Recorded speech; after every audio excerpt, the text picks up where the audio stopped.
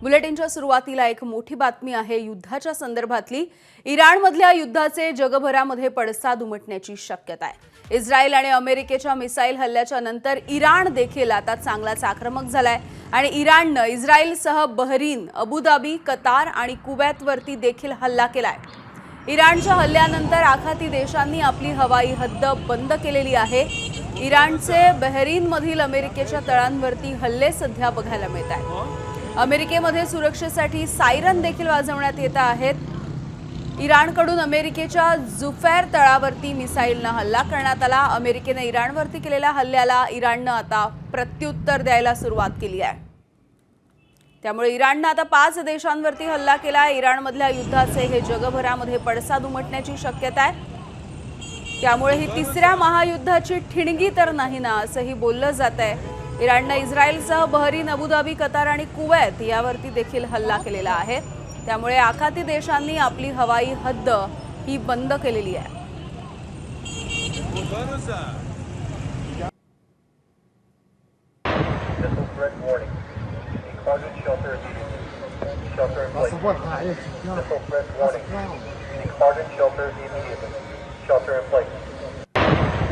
तर इराणकडून बहरीनमधल्या अमेरिकेच्या तळांवरती हल्ले करण्यात आल्याची माहिती मिळते आहे।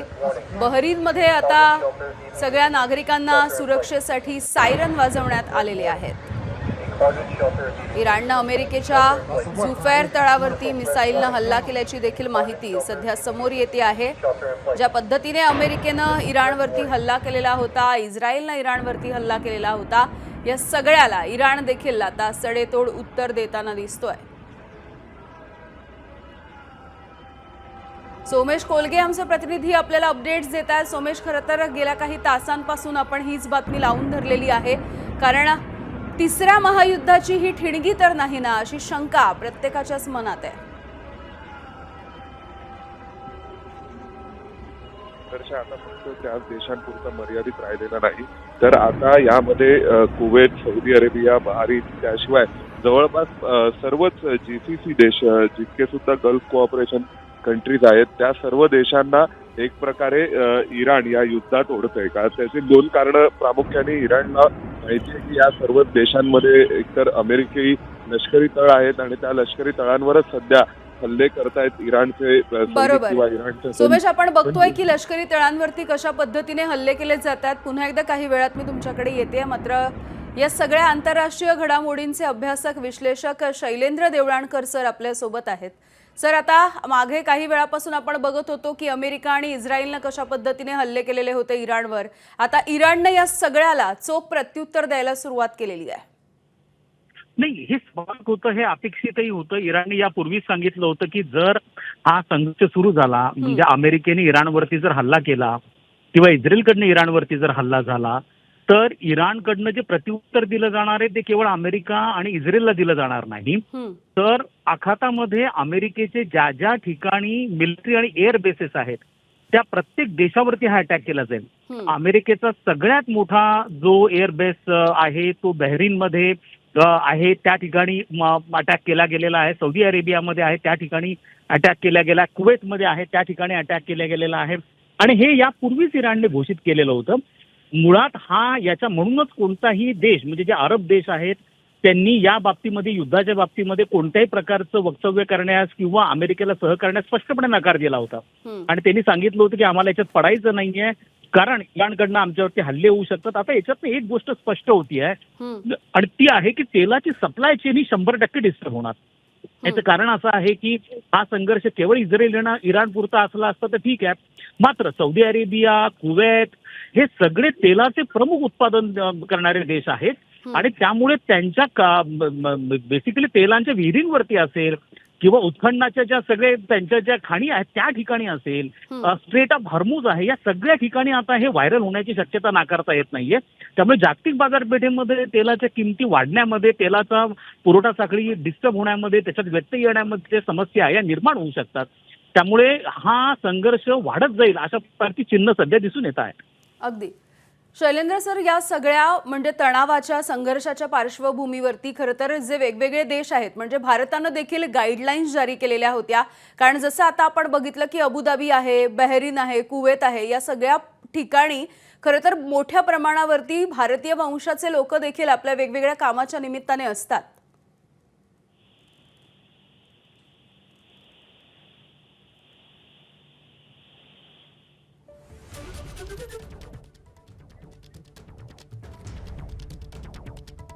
शैलेंद्र सर, माझा आवाज पोहोचतोय तुमच्यापर्यंत?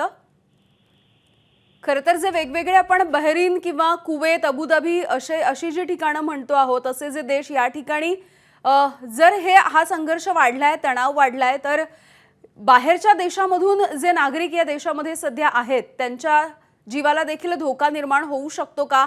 त्यांना वेगवेगळ्या गाईडलाईन्सचं पालन करावं लागू शकतंय आता.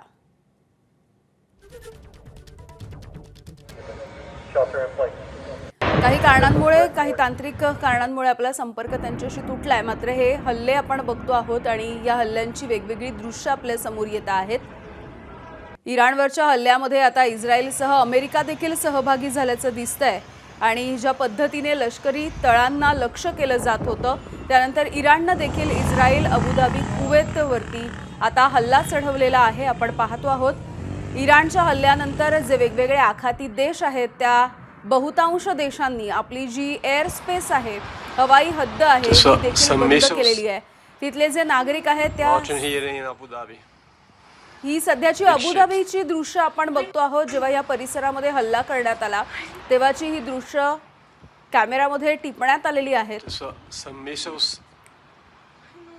तर इराणनं अमेरिकेची जी लष्करी तळं वेगवेगळ्या भागात आहेत त्याच्यावरती हल्ला केल्याची ही दृश्य आपण पाहतोय.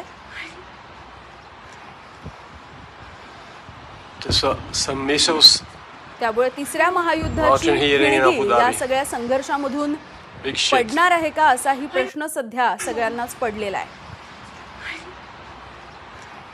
सोमेश कोलगे आमचे प्रतिनिधी आपल्याला माहिती देतील या सगळ्या संदर्भातली. सोमेश, वेगवेगळ्या गाईडलाईन्स सध्या समोर येत आहेत. भारतासह वेगवेगळ्या देशांनी ह्या गाईडलाईन्स आपापले जे नागरिक या देशांमध्ये राहतात त्यांच्यासाठी जारी करून दिलेल्या आहेत. काय नेमकी या संदर्भातली माहिती मिळू शकते? निश्चितच आता भारताकडून जॉर्डन, कुवेत, युएई इथे सगळीकडेच जे भारतीय राहत आहेत त्यांच्याकरिता गाईडलाईन्स जारी केलेल्या आहेत. विशेष म्हणजे भारताने इराणच्या संदर्भात आणि इस्रायल संदर्भात गाईडलाईन्स काही दिवसांपूर्वीच जारी केल्या होत्या. इराणच्या संदर्भात तर एक महिनाभरापूर्वीच भारताने सर्व भारतीयांना शक्यतो जर आवश्यकता नसेल तर इराणमध्ये प्रवास टाळण्याचेच सल्ला दिला होता. आणि त्यानंतर आता आपण पाहतोय की इराणचं जे युद्ध आहे अमेरिका आणि इस्रायल सोबतचं, ते केवळ अमेरिका इस्रायल पुरतं मर्यादित राहिलेलं नाहीये. तर यामध्ये मोठ्या प्रमाणावर गल्फमधले सगळेच देश हे आता एक प्रकारे या युद्धात भरडले जात आहेत असं दिसतंय.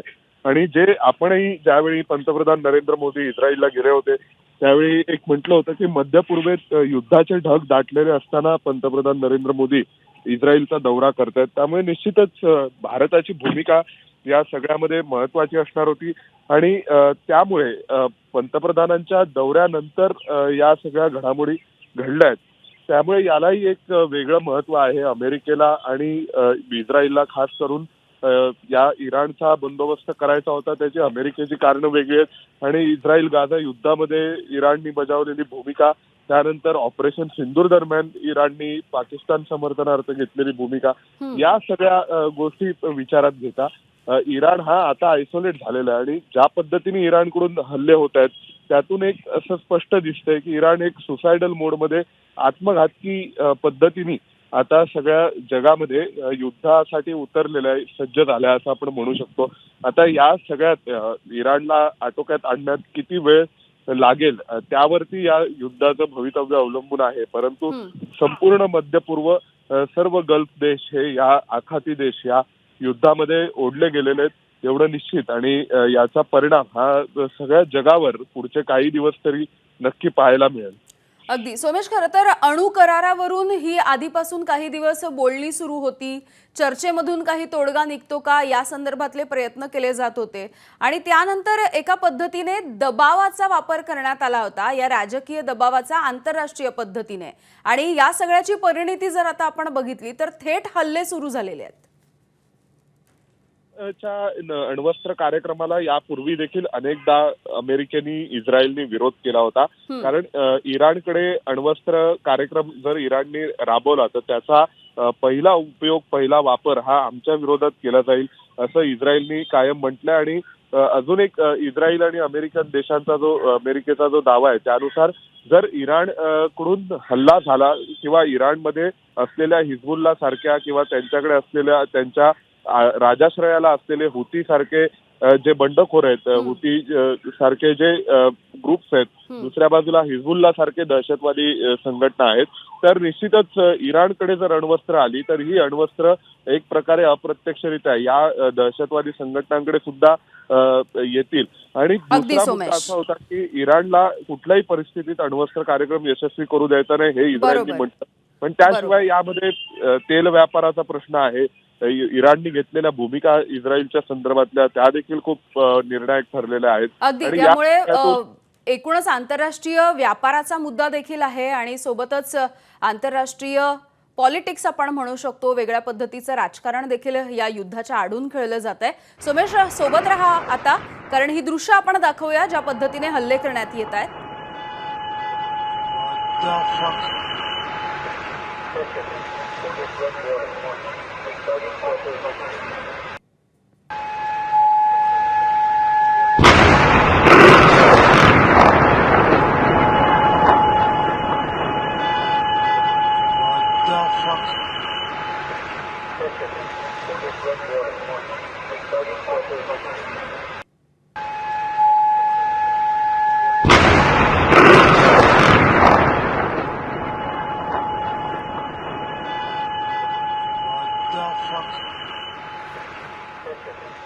तर वेगवेगळ्या ठिकाणी ज्या पद्धतीने मिसाईल हल्ले केले जात आहेत, सोबतच सायरन वाजवले जात आहेत, त्याची ही दृश्य आपण बघतोय. मोठा स्फोट या ठिकाणी घडताना दिसतो आहे.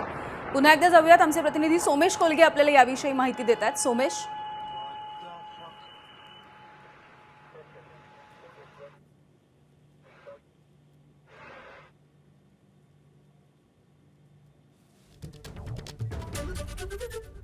सोमेश, स्फोटांची ही दृश्य सध्या आपल्या हाती आलेली आहेत. बहरीनमध्ये आता नागरिकांच्या सुरक्षेसाठी त्यांना सावध करण्यासाठी सायरन देखील वाजवला जातो आहे.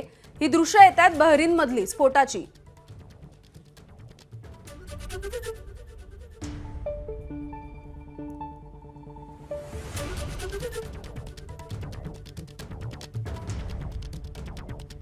तर ही काही दृश्य आपण बघूयात. हा एका अर्थाने नकाशा आहे ज्या पद्धतीने जी विमानं असतात, ही विमानं ज्या मार्गाने पुढे जातात ती आपण बघतो आहोत या नकाशाच्या माध्यमातून.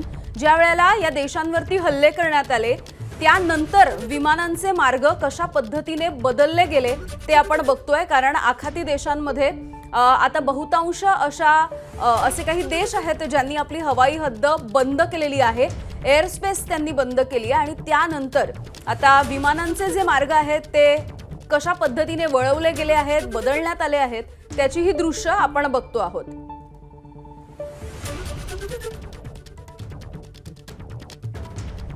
तर इराणनं आता 5 देशांवरती हल्ला केल्याची माहिती मिळतेय. अमेरिका आणि इस्रायल यांनी मिळून इराणवरती दबाव टाकण्याचा प्रयत्न केलेला होता अणु करारावरून. मात्र याविषयी ज्या चर्चा सुरू होत्या त्या निष्फळ ठरल्या आणि त्यानंतर अखेर अमेरिका आणि इस्रायलनं आज इराणवरती हल्ला केलाय. अणु करारावरून अमेरिका आणि इराणमध्ये जो तणाव वाढला यानंतर हा हल्ला करण्यात आला. आणि अगदी सकाळपासून इस्रायलनं इराणची जी राजधानी आहे तेहरान या ठिकाणी क्षेपणास्त्र डागली, मिसाईल्स डागले. आणि त्यामुळे या हल्ल्यामुळे आता तेहरानमध्ये स्फोटांचे आवाज ऐकायला आलेले बघायला मिळालेले होते. आणि या सगळ्याचं प्रत्युत्तर म्हणून इराणनं देखील आता हल्ला चढवलेला आहे. बहरीन, अबुधाबी, कतार, कुवेत अशा ज्या ठिकाणी अमेरिकी तळ आहेत त्या ठिकाणी इराणने आता हल्ला चढवलेला बघायला मिळतोय. त्यामुळे इराणच्या एअरस्पेसमधून सध्या विमानांची पळापळ झालेली आपण बघत होतो. इराणच्या नंतर आता इराक या देशानं देखील आपली जी हवाई हद्द आहे ती बंद केलेली आहे. तर इराणने बहरीनमधल्या अमेरिकेच्या तळांवरती हल्ले चढवलेत. आपण ही दोन दृश्य बघतोय. एकीकडे ज्या पद्धतीने मिसाईल हल्ले करण्यात आले त्यानंतर झालेला जो स्फोट होता तिथली दृश्य आपण पाहतोय डावीकडे. तर उजवीकडे आपण बघतोय की इराणच्या एअरस्पेसमधून कशा पद्धतीनं विमानांची यानंतर पळापळ झाली त्याची ही दृश्य आहेत नकाशाच्या माध्यमातून.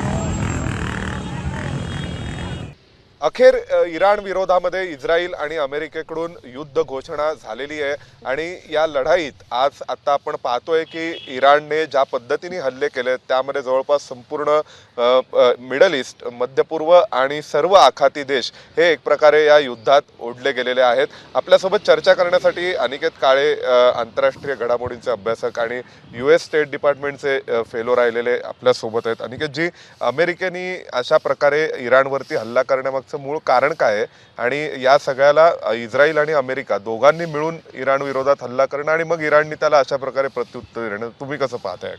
हा हल्ल्याची तयारी अमेरिका गेले काही दिवसापासून करत होती आणि काही दिवसापासून करत असताना त्यांनी इराणला त्यांच्या आण्विक चर्चेमध्ये सुद्धा अडकून ठेवलं होतं आणि या चर्चा कुठेतरी यशस्वी होत आहेत, कुठेतरी निष्फळ होत आहेत असं एक पिक्चर क्रिएट करून आज शेवटी अमेरिकेने त्यांच्यावर होणारा बहुचर्चित हल्ल्याला सुरुवात करून युद्धाला तोंड फोडलेलं आहे.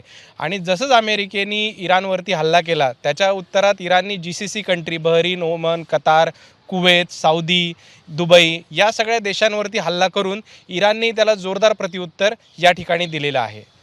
पण या सगळ्यामध्ये म्हणजे कारण काय आहे या सगळ्या युद्धाचं? म्हणजे जे अमेरिका किंवा इस्रायल सांगतंय की अण्वस्त्र कार्यक्रम, पण अण्वस्त्र कार्यक्रम इराण राबवतंय हा तर आरोप, किंवा या आरोपाच्या अनुषंगाने अनेकदा तो अण्वस्त्र कार्यक्रम आम्ही उद्ध्वस्त केला असे दावेही यापूर्वी इस्रायलने करून झालेत. मग आता नेमकं हा न्यूक्लिअर प्रोग्राम असा काय कारणीभूत ठरला किंवा असं काय झालं होतं की ज्यामुळे अमेरिका आणि इस्रायलने थेट हल्ला करावा इराणवर? सोमेशजी, मागच्या वेळेस जेव्हा आपण व्हेनेझुएलाबद्दल बोलत होतो तेव्हा मी एक गोष्ट मागच्याच ABP माझाच्या याच्यातच सांगितली होती की अमेरिका एक ठराविक कार्यक्रमाला उद्देशून कार्य करते. ट्रम्प असं वागताय त्याच्या मागे काही ट्रम्प यांची एकट्याचा निर्णय नाही आहे. अमेरिकेचे जे निर्णय होतात, अमेरिकेने इराण विरुद्ध घेतलेल्या युद्धाचा निर्णय असेल, व्हेनेझुएलाच्या राष्ट्राध्यक्षांना अटक करण्याचा निर्णय असेल, हा अमेरिकेच्या एक दूरगामी धोरणांचा एक परिपाक असतो. आता इराणचा जो अनिवर्सरी कार्यक्रम होता हा काही 1 वर्षापूर्वी सुरू झाला का, 2 वर्षापूर्वी सुरू झाला का? नाही, हा कार्यक्रम यांचा फार वर्षापासून याची तयारी सुरू आहे. कुठे ना कुठे ते आण्विक शस्त्र मिळवण्याच्या जवळपास इराण हे पोहोचलेलं होतं आणि इराणला जर आण्विक शस्त्र मिळाले तर संपूर्ण मिडल ईस्ट म्हणजे ज्या देशांवरती आज इराणने हल्ला केला आहे त्या देशांची सुरक्षितता धोक्यात येईल. त्यामागचं नंबर 1चं कारण. आणि दुसरं कारण म्हणजे याला परिपूरक परिस्थिती अमेरिकेने निर्माण होऊ दिली. जो आत्ताचा खोमेनी राजवट आहे त्याच्या विरुद्ध एक जनक्षोभ तयार होऊ दिला, त्याच्याबद्दल एक लोकमत बनवलं आणि त्याच्या पूर्ण जनमत भावना जेव्हा खोमेनींच्या विरोधात गेली त्यावेळेस अमेरिकेने हा निर्णय घेतला की आता योग्य वेळी इराणवरती हल्ला करण्याची. जेव्हा लोकांचा पाठिंबा तिथल्या सरकारवरती नसेल, लोक त्या सरकारच्या बाजूने उभे राहणार नाही आणि मग इराणला नामोहरम करणं शक्य आहे. ही लढाई इराण हरलेलंच आहे, कारण इराणमधला 80-90% जनमानस हा तिथल्या सरकारच्या विरोधात आत्ता काम करतोय. त्यांना ही राजवट नकोय, हुकुमशाही, गुलामगिरी नकोय. त्यामुळेच अमेरिकेने पूर्ण एक वातावरण निर्मिती केली आणि आज मग त्यांनी इराणवरती हा हल्ला केलेला आहे. आण्विक कार्यक्रमाची त्याला नक्कीच जोड आहे, कारण इराणचा जर आण्विक कार्यक्रम स्ट्रॉंग झाला, तो जर बळकट झाला तर मात्र त्याचा धोका सौदी अरेबिया असेल, UAE असेल, कतार असेल, बहरीन असेल किंवा जॉर्डन असेल यासारख्या सुन्नी देशांना होऊ शकतो. म्हणूनच कुठेतरी अमेरिकेने आत्ता ही पाऊल आक्रमणाचं उचललेलं आहे. यामध्ये एक आणखीन प्रश्न असा आहे की अमेरिका तर दरवेळी अशी वेगवेगळी कारणं पुढे करतं. पूर्वी त्यांनी सद्दाम हुसेन यांच्या बाबतीत जे केलं तेव्हाही एक कारण दिलं गेलं होतं. आत्ता जे निकोलस मादुरोंना अटक झाली त्यावेळी अमेरिकेकडून एक असं जागतिक शांततेचं किंवा जगाला उपकृत करण्याचं एक कारण दिलंच जातं. पण अमेरिकेचा व्यक्तिगत स्वार्थ या सगळ्यामध्ये काय आहे करण्यामागे? अमेरिकेचा व्यक्तिगत स्वार्थ या सगळ्यांमध्ये एकच आहे की अमेरिकेची एक शस्त्रास्त्राची एक मोठी इकॉनॉमी या दृष्टीने काम करत असते. शस्त्रास्त्रांची लॉबी अमेरिकेत भयंकर स्ट्रॉंग आहे आणि शस्त्रास्त्र विक्रीवरून अमेरिकेचा भरपूर रेव्हेन्यू त्यामध्ये अमेरिकेला मिळतो. त्यामुळे आता या युद्धाची भीती दाखवून संपूर्ण मिडल ईस्टमध्ये अमेरिकेची शस्त्रास्त्र लॉबी पुन्हा एकदा कार्यरत होईल. अमेरिकेच्या शस्त्रास्त्र धोरणांना त्यामुळे पाठबळ मिळेल आणि व्हेनेझुएलाच्या निमित्ताने दक्षिण अमेरिकेतल्या तेल पुरवठ्यांवरती तर त्यांनी ताबा मिळवलेलाच आहे. त्याचप्रमाणे आता इराणवरती हल्ला करून इराक असेल, इराण असेल किंवा त्यांचे मित्रदेश, आखाती मित्रदेश असतील, यांच्याशी पुन्हा एकदा जवळीक करून तेलाच्या बाजारावरती अमेरिका पुन्हा एकदा आपलं प्रभुत्व प्रस्थापित करण्याच्या दृष्टीने वाटचाल करेल असं येणाऱ्या काळात आपल्याला दिसतंय. या सगळ्यामध्ये आता आपण दिल्लीतून बातचीत करतोय, त्यामुळे निश्चितच आपल्या सगळ्यांच्या मनामध्ये केंद्रस्थानी जो भारत असतो त्या भारताची भूमिका काय राहील, भारतावर या सगळ्याचे परिणाम काय होतील. कारण पंतप्रधान नरेंद्र मोदी हे इस्रायलमध्ये होते आणि अगदी 26 तारखेला ते इस्रायलमधून परत येत आहेत आणि नंतर लगेच 2 दिवसात इस्रायल आणि अमेरिकेकडून ही युद्ध घोषणा होती, ज्याची वाट पाहतायत खरं तर गेल्या महिनाभर, 2, 2.5-3 महिन्यांपासून सगळ्या जगाला वाटतंय की कधीही इराणवरती हल्ला होईल अशी स्थिती असताना नेमके भारताचे पंतप्रधान तिथून आल्यानंतरच या हल्ल्याला सुरुवात होते. आणि दुसऱ्या बाजूला अफगाणिस्तान देखील पाकिस्तानवरती हल्ला करतो. अफगाणिस्तान हा इराणचा शेजारी देश आहे, पाकिस्तान हा इराणचा शेजारी देश आहे आणि या बाजूला इराणवर हल्ला होतो अमेरिका आणि इस्रायलकडून. तर या सगळ्याचं काही ना काही कनेक्शन आहे भारतासोबत. नक्कीच यामध्ये नरेंद्र मोदी यांनी ज्यावेळेस इस्रायल दौरा 2 दिवसापूर्वी केलेला आहे त्यातून एक मोठा त्यांनी मेसेज हा जगाला दिलेला आहे की कुठल्याही परिस्थितीत भारत हा इस्रायलसोबत उभा आहे. त्यांच्या भेटीवरती भारतीय राजकारणात सुद्धा बऱ्याचशा टीका त्यांच्यावरती झाल्या, विरोधी पक्षांनी त्याच्यावरती टीकेची राळ उठवली, परंतु मोदी यांनी एक साफ संदेश की आम्ही इस्रायलसोबत उभे आहोत. आणि आता बघा, आता मोदींनी जे इस्रायलच्या सोबत उभे राहिले तर अमेरिकेच्या सोबत या युद्धात कोण उभे राहणार आहेत, तर सौदी अरेबिया सुद्धा उभा राहणार, कतार पण उभा राहणार, बहरीन, ओमान, हे सगळे GCC कंट्री आत्ता इस्रायलसोबत आहेत. त्यामुळे भारत एका मेजर ऑइल प्रोड्युसर देश जे आहेत त्यांच्या ब्लॉकच्या सपोर्टमध्ये उभा आहे असा मेसेज कुठे ना कुठे जाईल. आणि आत्ता बघायला गेलं तर इराणसोबत कोण उभा आहे, चायना, जो भारताचा एक पारंपरिक शत्रू राष्ट्र आहे, आणि रशियाचे एक पारंपरिक इराणसोबतची जी मैत्री आहे, का तर तो फक्त अमेरिकेचा विरोधक म्हणून ती मैत्री आहे, त्याच्या पलीकडे रशियाचं कुठलाही विशिष्ट त्याच्यामध्ये आर्थिक किंवा फार इंटेलिजन्स या संदर्भातली इन्व्हॉल्वमेंट ही इराणमध्ये नाही आहे. त्यामुळे भारताच्या दृष्टीने अत्यंत फायदेशीर ही व्हिजिट मोदींची म्हणता येईल, प्रधानमंत्री मोदींची, कारण त्यांनी ती व्हिजिट करून एक साफ संदेश दिला की आम्ही इस्रायलसोबत, अमेरिकेसोबत या दहशतवादाच्या, या हुकुमशाहीच्या लढाईविरुद्ध आम्ही उभे आहोत. पाकिस्तान आणि अफगाणिस्तानचा जर विषय घ्यायचा झाला तर अफगाणिस्तानमध्ये कुठेतरी तालिबान राजवटीला याची कल्पना असणार आहे की येणाऱ्या काळात जेव्हा इराणवरती हल्ला होईल तर इराण कधीतरी पाकिस्तानला मदत करू शकतो, तालिबानच्या विरुद्ध जाऊ शकतो, कारण तालिबान ही हार्डकोर सुन्नी राजवट आहे. त्यामुळे तोच गृहीत धरून तालिबाननी योग्य वेळ निवडून पाकिस्तानवरती आत्ता हल्ला केलेला आहे. त्यामुळे जेणेकरून पाकिस्तान आणि तालिबान आत्ता एकमेकांच्या युद्धात एंगेज आहेत. या अमेरिकेने इराणवरती केलेल्या हल्ल्यामुळे संपूर्ण आखाती देश या युद्धात ओढले गेलेले आहेत. त्यामुळे येणाऱ्या काळात अमेरिका ही नक्कीच सामरिकदृष्ट्या इराणला खूपच बलशाली आहे आणि इराण सरकारचाही सपोर्ट इराणच्या बाजूनी नाही आहे. इराणच्या सर्वसामान्य लोकांचं समर्थन पण इराणी सरकारच्या बाजूनी नाही आहे. त्यामुळे इराण ही लढाई हरल्यासारखंच आहे. त्यामुळे येणाऱ्या काळात जी नवीन आंतरराष्ट्रीय समीकरण निर्माण होतील त्या काळात भारताला निश्चितच याचा फायदा होईल. एक आणखीन प्रश्न असा आहे की इराणला कल्पना होती की त्यांच्यावरती हल्ला होऊ शकतो, कधी अमेरिका आणि इस्रायल सारखे बलाढ्य देश त्यांच्या विरोधात आहेत, पण तरीसुद्धा इराणने ऑपरेशन सिंदूर दरम्यान पाकिस्तानची मदत करण्याची आगळीक का केली? त्या माध्यमातून इराणला अमेरिकेला ऑब्लाइज करायचं होतं का, कुठे ना कुठे उपकृत करायचं होतं का आणि अमेरिकेच्या जवळ जाण्याचा प्रयत्न करायचा होता का? किंवा जर ते भारताच्या बाजूने उभे राहिले असते तर आज त्यांच्याकडे हे म्हणण्यासाठी संधी असती की नरेंद्र मोदींनी इराणच्या सोबत राहावं, इराण आणि भारताची जुनी मैत्री लक्षात घेता. पण इराणनी ऑपरेशन सिंदूर दरम्यान कोणतीच भूमिका पाकिस्तानच्या विरोधात घेतली नाही, किंबहुना मदतीची भूमिका घेतली. एक चूक झाली असं वाटतं का इराणची? नाही, त्यांनी ती जी भूमिका त्यावेळेस घेतली, इराण त्यावेळेस अंतर्गतदृष्ट्या बऱ्याच आघाड्यांवरती लढत होतं, सरकारविरुद्धचा रोष असेल किंवा आर्थिक मंदी असेल, त्यामुळे कुठे ना कुठे पाकिस्तान एक मुस्लिम देश आहे, मुस्लिम कार्ड खेळण्याचा प्रयत्न इराणनी या निमित्ताने केला होता की या निमित्ताने सुन्नी मुस्लिम राष्ट्रांमध्ये इराणप्रती एक सहानुभूतीची लाट निर्माण होईल आणि यदा कदाचित अमेरिकेने जर आक्रमण केलं तर त्या उपकारांची परतफेड म्हणून सुन्नी राष्ट्र किंवा ओपेक नेशन जे ऑइल प्रोड्युसिंग इकॉनॉमिक कंट्रीज आहेत ते कदाचित इराणच्या बाजूने उभे राहतील. त्या दृष्टिकोनातून जी पाकिस्तानची त्यांनी जवळीक आगळीक केली होती ती त्यांच्या अंगलट येईल असं येणाऱ्या काळात मला दिसतंय. आणखीन एक प्रश्न असा आहे की मग जे एक इस्लामिक राष्ट्रांचं एकत्रीकरण आपण पाहिलं होतं 70 किंवा 80च्या दशकामध्ये, जेव्हा पहिल्यांदा सर्व तेल निर्मिती करणारे देश हे एकत्र आले आणि त्यांनी ओपेक सारख्या संघटना बनवल्या, आणि त्यानंतर आता इराण हाच कितीतरी इस्लामिक देशांवर हल्ला करताना दिसतोय. तर हे जे समीकरण वर्षानुवर्षांचं होतं ओपेक किंवा OIC देशांचं, ऑर्गनायझेशन ऑफ इस्लामिक कंट्रीजचं, तर ते कुठेतरी तुटतंय जागतिक पातळीवर असं वाटतंय का? कारण इस्रायल ज्याला ॲक्सेप्ट करायलाही जे देश तयार नव्हते, कुवेत, ओमान किंवा सौदी अरेबिया किंवा इतर सर्वच इस्लामिक देश, त्या देशांच्यावर आज हल्ला इराण करतोय, इस्रायलनी त्यांच्यावर हल्ला केला म्हणून. तर या सगळ्याकडे कसं पाहायचं? नाही, यामध्ये आत्ता ज्या इंटरनॅशनल ऑर्डर्स आहेत किंवा आंतरराष्ट्रीय संघटना आहेत त्यांचीच परिस्थिती थोडीशी जर्जर झालेली आहे. कारण कुठेतरी एक चर्चा आंतरराष्ट्रीय पातळीवर अशी सुरू आहे की वैश्विकीकरणाचा किंवा जागतिकीकरणाचा उलटा प्रवास सुरू झाला आहे का? लोक पुन्हा स्वदेशीकडे जात आहेत का? लोक पुन्हा आपल्या समृद्ध प्रत्येक देश स्वयंपूर्ण होण्याचा प्रयत्न करतो आहे का? आणि त्याच दृष्टीने कुठे हे सगळे देश त्याच दृष्टीने कुठेतरी हे सगळे देश जे आहेत ते स्वतःचा फायदा आत्ता बघतायत की ही आयरनी आता तुम्ही बघू शकता किती आहे की Israel, Saudi, UAE, America, Kuwait, Bahrain, Qatar हे एका बाजूला आणि एक मुस्लिम इराणियन राष्ट्र एका बाजूला.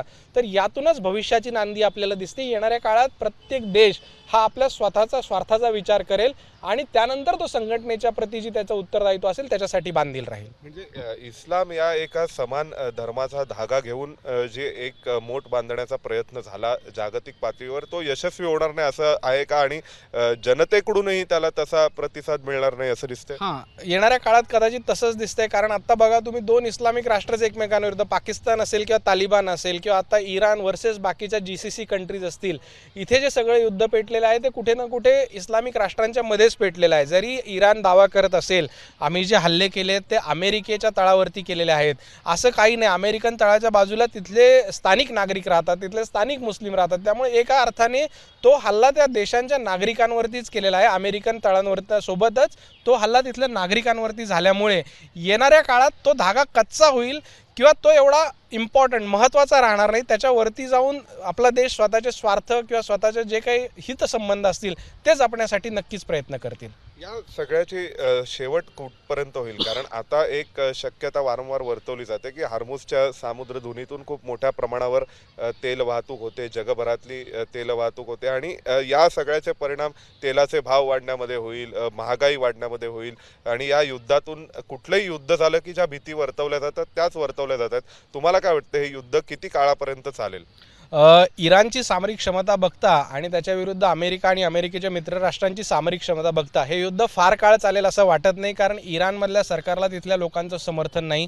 तिथले लोकच तिथे काही 2-3 दिवसामध्ये येणाऱ्या रस्त्यावरती उचलून एक मोठा विद्रोह होऊन शहा म्हणून जे आहेत ज्यांचं सरकार उलथून लावून खामेनी सरकार पुन्हा एकदा सत्तेत आलं होतं, खामेनी राजवट आली होती, ते इराणच्या प्रमुखपदी कदाचित विराजमान होतील अशी शक्यता आहे.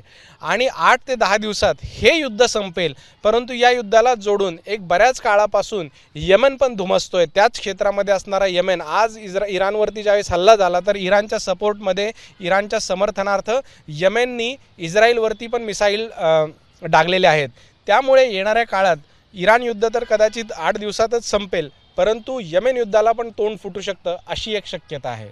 म्हणजे यामध्ये येमेन, त्याशिवाय लेबनॉन, त्या सोबतच जर आपण विचारात घ्यायला गेलो तर जॉर्डन सुद्धा कुठे ना कुठेतरी इस्रायलच्या विरोधामध्ये जाईल त्यांच्या पारंपरिक सवयीप्रमाणे, किंवा इराणला मदत म्हणून. नाही, जॉर्डन इराणचा ऐतिहासिकदृष्ट्या जॉर्डननी ज्या वेळेस इराण कोणाबरोबर युद्ध करत असेल, 1-2 वेळेची सोडलं तर बऱ्याच वेळेस जॉर्डन आणि इस्रायल यांच्यामध्ये बऱ्यापैकी चांगले संबंध आत्ता आहेत.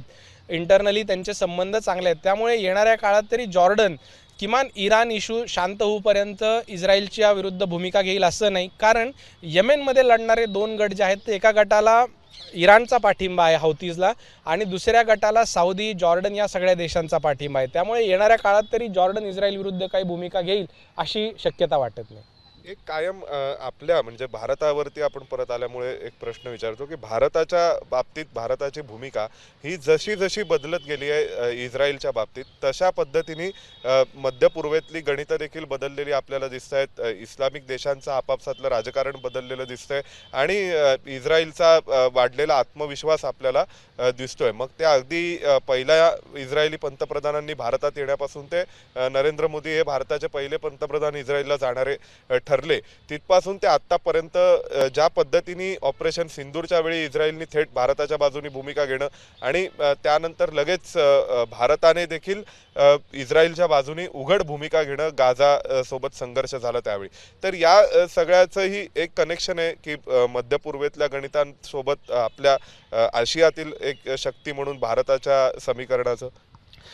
नक्कीच भारताचे आत्ता मध्य पूर्वेतले जर आपण भागीदारी बघितली तर ती नक्कीच जास्त भारताचे इंटरेस्ट आहेत. तिथे काम करणारे भारतीय नागरिक असतील किंवा तेल पुरवठा मध्य पूर्वेतून होणारा भारताला असेल, या सगळ्या गोष्टींमध्ये भारताचे खूप इंटरेस्ट हे मध्य पूर्वेच्या देशांवरती आणि तिथल्या स्थैर्यावरती अवलंबून आहेत.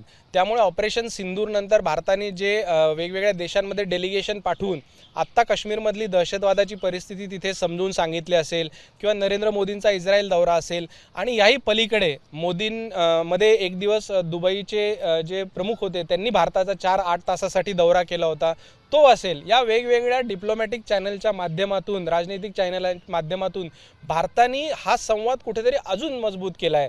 त्यामुळे या सगळ्या घटनांचा इम्पॅक्ट हा भारतीय आणि मध्य पूर्वेच्या देशांमध्ये नक्कीच होईल, परंतु त्याचा तोटा भारताला होईल असं मला येणाऱ्या काळात वाटत नाही. कारण भारताने त्यांचे राजनीतिक दृष्टीने जो डायलॉग त्यांच्याबरोबर चालू ठेवलेला आहे तो येणाऱ्या काळात नक्कीच आपल्या कामाला येईल असे मला वाटतं. आणखी एक याला जोडून प्रश्न जो सर्वसामान्यांना असतो की मगाशी आपण म्हटलं तेलाच्या किमती वाढतील का, महागाई वाढेल का, हा युद्ध संघर्ष किती काळ सुरू राहील, भारतावर आणि भारतातील सर्वसामान्य माणसाच्या जगण्यावर या सगळ्याचा कसा परिणाम होईल. अगदीच तेलाच्या किमती फार बदल होतील असं नाही, परंतु युद्धाचे जे काही इम्पॅक्ट असतात त्यामुळे बरेच राष्ट्र तेल साठा करतील, त्यामुळे कदाचित चढ उतार थोड्या काळासाठी बघितला जाऊ शकतो. पण इराणवरती तशीच आर्थिक बरीचशी बंधनं असल्यामुळे इराण फार मोठा पुरवठादार कधीही नव्हता तेलाचा. किंबहुना इराणचं तेल जर खुल्या मार्केटमध्ये आलं, खुल्या बाजारात आलं तर कदाचित किमती कमी होतील, पण त्याला वेळ लागेल. पण पुढच्या काही दिवस तेलाच्या किमती वाढतील, कदाचित सोन्याचे भाव पण वाढू शकतात युद्धजन्य परिस्थितीमुळे. आणि हे युद्ध जर येमेनपर्यंत जर पसरलं, येमेनमध्ये जर या युद्धाचे जर वणवा पसरला तर कदाचित या युद्धाला थोडा वेळ लागू शकतो. म्हणजे येमेनमध्ये जर हे युद्ध पसरलं तर हे युद्ध प्रदीर्घ काळ थोडं खेचलं जाईल, जसं रशिया युक्रेनचं युद्ध आहे किंवा गाझा इस्रायल संघर्ष सुरू होता वर्षभर. नाही, जसं इराणमध्ये खामेनी राजवटीचा अंत होईल तर हौतीची ताकद तशीच कमी होऊन जाईल. त्यामुळे येमेनमधले हौती बंडखोर त्यांची ताकद कमी होईल, त्यांचा निपात करणं सोपं जाईल. पण 8 दिवसाचं युद्ध हे 15-1 महिन्यावरती जाऊ शकतं. पण सध्या या सगळ्यामध्ये जी भीती वर्तवली जाते ती अशी की हौती बंडखोरे मोठ्या प्रमाणावर तेल वाहतूक करणाऱ्या जहाजांना टार्गेट करतील. कारण इराणवरती हल्ला सुरू आहे तर इराणच्या मदतीसाठी ते तेल वाहतुकीत अडथळा आणतील, सगळ्या जगाला वेठीस धरतील. असं काही करण्याची ताकद आता इराण आणि हौती बंडखोरांमध्ये येमेनमध्ये आहे का? हौती बंडखोरांमध्ये नक्कीच आहे. त्यांच्यामध्ये ताकद म्हणण्यापेक्षा हौती बंडखोरांचं उपद्रव मूल्य जास्त आहे. ते त्या खाडीमध्ये कदाचित हे सगळं डिस्टर्ब करू शकतात आणि मग त्याला बंदोबस्त करण्यासाठी कदाचित भारतालाही या युद्धात उतरावं लागेल आणि भारताची या युद्धात एंट्री होऊ शकते. जर भारतीय जहाजांना जर टार्गेट करण्यात आलं, भारतीय तेलवाहक जहाजांना किंवा भारताच्या व्यापारी जहाजांना जर टार्गेट केलं तर मग कदाचित भारत पण स्वतःच्या जहाजांच्या रक्षणासाठी या युद्धात येऊ शकतो. परंतु हौती बंडखोरांच्या ताकदीपेक्षा त्यांचं उपद्रव मूल्य आहे आणि ते उपद्रव मूल्य इराणसोबतच संपेल असं मला वाटतं. पण हौती बंडखोरांची ताकद ही किती त्रास देऊ शकते, किती त्रासदायक ठरू शकते आगामी पुढल्या काही दिवसांकरिता? नाही, या बंडखोरांची ताकद जी होती ते इराण आहे आणि इराण स्वतःच एका आघाडीवरती युद्ध लढत आहे. त्यामुळे ते हौती बंडखोरांना किती मदत करतील हा पहिला प्रश्न. आणि दुसरा प्रश्न म्हणजे जॉर्डन आणि हे सगळे देश आता इराण विरुद्ध एकवटल्यामुळे लेबनॉनकडून येणारी जी मदत होती हौतींना तीही थांबेल येणाऱ्या काळात आणि हौती 1-2 असे अटॅक करण्याचा प्रयत्न करतील ज्याच्यातून त्यांची ताकद किंवा त्यांचं उपद्रव मूल्य जगाला दिसेल, परंतु हौती फार काळ त्याच्यात टिकणार नाही असं मला वाटतं. एक आणखीन जोडून याला प्रश्न भारताच्या व्यापारासंदर्भातला. इराणमधल्या चाबार बंदरासोबत आपला 10 वर्षाचा करार झाला होता. 2018 साली मला वाटतं तो करार झाला. 2027-28 पर्यंत तो 10 वर्ष चाबार बंदरावरून भारताचा व्यापार हा थेट अफगाणिस्तानसोबत सुरू होता. कारण आपल्याला माहिती आहे पाकव्याप्त काश्मीरामुळे अफगाणिस्तानसोबत आपल्या थेट संपर्क अडचणीचा ठरलेला आहे. आणि त्यावेळी जर आता इराणमधलं शासन बदललं तर भारताचा जो व्यापार हा इराणसोबत सुरू आहे त्यावरती काय वाटतं, नकारात्मक परिणाम होतील की अधिक संधी भारतीयांसाठी ओपन होतील इराणमध्ये? कदाचित या युद्धानंतर जे सरकार येईल ते नक्कीच अमेरिका धार्जिनं असेल, जे इराणमध्ये सरकार सत्तेत येईल. यावेळेस बघणं महत्त्वाचं होईल की अमेरिका पाकिस्तानच्या बाजूने जर झुकलेला असेल तर चाबार बंदराच्या विरोधात तिथे नक्कीच तिथलं इराण सरकार कदाचित भूमिका घेऊ शकतं. कारण चाबार बंदर मजबूत होणं, चाबार बंदर जर मजबूत झालं तर त्यानिमित्ताने भारत इराणसोबतच अफगाणिस्तानबरोबर पण व्यापार करू शकतो. आणि तालिबानचे आत्ता पाकिस्तानबरोबर ताणलेले संबंध बघतात. तालिबाननी जर भारतासोबत व्यापार केला तर पाकिस्तानमधून बऱ्याच गोष्टी अफगाणिस्तानमध्ये निर्यात केलेल्या जातात. त्यालाही मोठा पाकिस्तानमध्ये फटका बसेल. पाकिस्तानची आर्थिक कोंडी होऊ नये आणि पाकिस्तानला जर थोडं सहकार्य करण्याच्या दृष्टीने अमेरिका चाबार बंदराच्या विकासामध्ये अडथळे आणू शकतात, जे त्यांनी पूर्वी तो प्रयत्न केला होता. आत्ता जर इराणमधलं सरकार बदललं तर एक आपल्याला बाहेरून बघताना असं वाटतंय की भारताच्या दृष्टीने ते फायद्याचं राहील. पण चाबार बंदराचा विषय असेल किंवा इराणमार्फत आपला तिथल्या सगळ्याच पाश्चिमात्य देशांसोबत सुरू असलेला व्यापार असेल, या सगळ्यावरती नकारात्मक परिणाम झाले तर भारताचं नुकसान नाही का होणार असं वाटत? नाही, आत्ता त्याचं नुकसान होईल की नाही आत्ता आपण याच्यावरती काही भाष्य करू शकत नाही. कारण येणाऱ्या काळात तिथली राजवट कशा पद्धतीने आकार घेते हे महत्त्वाचं आहे. आणि अमेरिकेला कधीही पाकिस्तानपेक्षा भारत हा नक्कीच जवळच असेल. कारण भारताच्या कॅपेबिलिटीज, भारताच्या ज्या क्षमता आहेत व्यापाराच्या किंवा इन्फ्रास्ट्रक्चर डेव्हलपमेंटच्या किंवा बाजारपेठ म्हणून सुद्धा, तर भारताच्या विरोधात जाणं त्यांनाही परवडणार नाही. आणि इराणला सुद्धा आत्ता मध्य आशियातला सगळ्यात मोठा चीन आणि भारत याच्यामध्ये भारताशी मैत्री त्यांना केव्हाही जवळची असेल. कारण इराणला पुन्हा स्वतःला उभं करण्याचे एक आव्हान त्यांच्यासमोर या युद्धानंतर असेल. त्यामुळे भारतावरती फार नकारात्मक परिणाम होतील असं मला वाटत. कारण आणखीन एक आपण जर बांगलादेशचं उदाहरण घेतलं तर आपल्याला असं वाटलं की अमेरिका धार्जिणं सरकार हे सर्वसाधारणपणे भारत विरोधी असू शकतं की काय. परंतु आता आपण पाहिलं तर तारिक रहमान यांचा बांगलादेशमधला जो सूर आहे तो खूप बदललेला आहे आणि तो भारत समर्थनार्थ असा दिसतोय. दुसऱ्या बाजूला तालिबानच्या बाबतीतही आपल्याला तसाच अनुभव आहे. आणि आता इराणमध्ये सुद्धा जर रेझा पहलवी खरोखर आले आणि त्यांनीच पुन्हा रेझा वंशाची राजवटच जर प्रस्थापित केली तर त्याचे एक सकारात्मक परिणाम होतील असं खात्रीलायक पद्धतीने आपण सांगू शकतो का? नक्कीच होतील. कारण की इराण जर खामेनी शासन जर गेलं तर तिथे पुन्हा एकदा झोरास्ट्रियन इराणी लोक स्वतःला अग्निपूजक समजतात. कदाचित त्या दृष्टीने ते पुन्हा एकदा त्या झोरास्ट्रियन धर्मपद्धतीकडे जातील आणि रेझा पहलवी जे आहेत ते कदाचित त्याची पाठराखणही करतील. त्यामुळे सांस्कृतिकदृष्ट्या इराण हा भारताच्या जवळ पुन्हा एकदा येऊ शकतो. तो एक धागा भारत आणि इराणला जोडला जाऊ शकतो. दोन्ही देशांचं असणारं भौगोलिक स्थान हे अत्यंत महत्त्वाचं असेल. ज्यावेळेस इराणवरचे सगळे आर्थिक निर्बंध उठवले जातील त्यावेळेस भारतासाठी सुद्धा इराण ही फार मोठी बाजारपेठ असेल. भारतातून बऱ्याचशा गोष्टी इराणला आपण निर्यात करू शकतो. त्यामुळे येणाऱ्या काळात नक्कीच भारताचे जे इराणबरोबरचे संबंध असतील ते सकारात्मकच असतील असंही माझं मत आहे. खामेनी राजवट गेल्यानंतर निर्बंध उठवले जातील एवढं? नक्कीच उठवले जातील. कारण राजवटीवरतीच निर्बंध होते. ती राजवट हुकुमशाही असल्यामुळे ते निर्बंध होते. राजवट गेली की निर्बंधही जाणार. धन्यवाद. आपल्या सोबत होते अनिकेत काळे, ज्यांनी या इराण, इस्रायल आणि अमेरिका यांचं सुरू असलेलं युद्ध, त्यामध्ये ओढला गेलेला मध्य पूर्वेतील सर्व देश आणि याचे भविष्यात एकंदरीत काय परिणाम होतील जगावर आणि भारतावर सुद्धा, याच्या सर्वच पैलूंना स्पर्श करण्याचा प्रयत्न केलेला आहे. व्हिडिओ जर्नलिस्ट राकेश मीनासह सोमेश कोलगे, एबीपी माझा, नवी दिल्ली. एबीपी माझा, उघडा डोळे बघा नीट.